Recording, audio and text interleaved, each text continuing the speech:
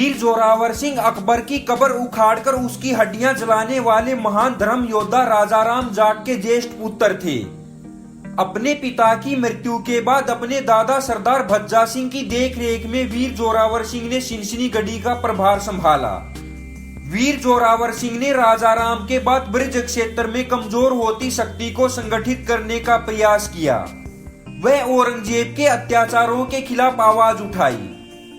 उनके पिता ने अकबर की हड्डियां जला दी थी।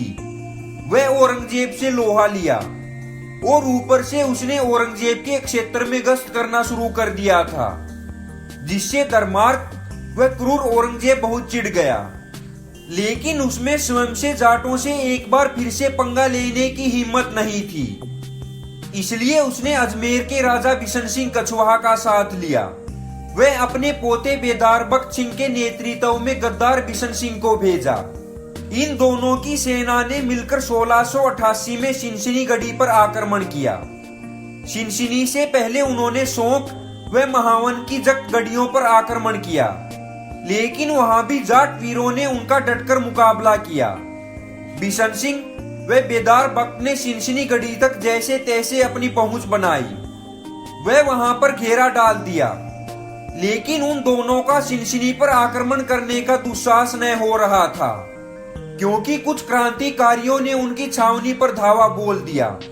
वह सब कुछ तहस नहस कर बहुत से सैनिकों को मार डाला तथा उनकी रसद उठाकर उसे वहां पहुंचने से पहले ही गढ़ी में लूट कर ले गए।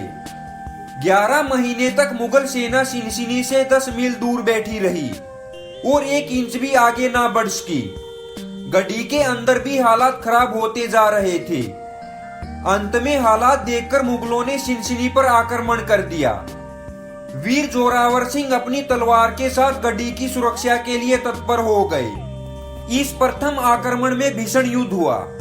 जाटों ने मुगल सैनिकों के छक्के छुड़ा दिए। रात को मुगलों ने गढ़ी के दरवाजे को बारूद की सुरंग से उड़ाने का फैसला किया, लेकिन जाट वीरों ने गढ़ी का पिछला दरवाजा बड़े बड़े मजबूत पत्थरों से ढक दिया, जिस कारण धमाका करने पर गढ़ी में नुकसान कम हुआ।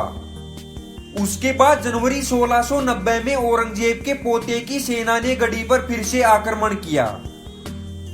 उन्होंने 1 महीने में गुप्त रूप से जाट दुर्ग के चारों ओर बारूदी सुरंग बिछा दी, जिसके कारण एक जोरदार धमाका हुआ। दुर्ग में रखा बारूद भी आग पकड़ गया। इससे बहुत से वीर क्रांतिकारी भी शहीद हुए, लेकिन बचे कुचे सैनिकों ने जोशों से लोहा लिया। वह 200 मुगल सैनिकों और 700 बिशन सिंह के सैनिकों को मार डाला, लेकिन मुगलों की विशाल सेना व मजबूत हथियारों के आगे जाट वीरों ने अंतिम सांस तक यह लड़ाई लड़ी। सब सैनिक शहीद हो गए और जोरावर सिंह, उसकी पत्नी व बच्चों को बंदी बना लिया गया। उन्हें मथुरा की छावनी में रखा गया। उसके बाद दक्षिण में औरंगजेब के सामने पेश किया गया। औरंगजेब ने उन्हें झुकने व इस्लाम स्वीकार करने के लिए कहा, लेकिन धर्मवीर जोरावर सिंह ने झुकने से साफ इनकार कर दिया। तब औरंगजेब ने उनकी पत्नी व बच्चों को उनके सामने ही काट दिया, परंतु जाट वीर अपने धर्म पर अडिग रहा। उसके बाद औरंगजेब ने गुस्से में भरकर उनके शरीर को अंगहीन करके जंगली कुत्तों के आगे फेंक दिया। कुत्ते उनके शरीर को नोचते रहे और जोरावर सिंह हंसते रहे, लेकिन औरंगजेब उनकी आंखों में चमक देखकर जल रहा था।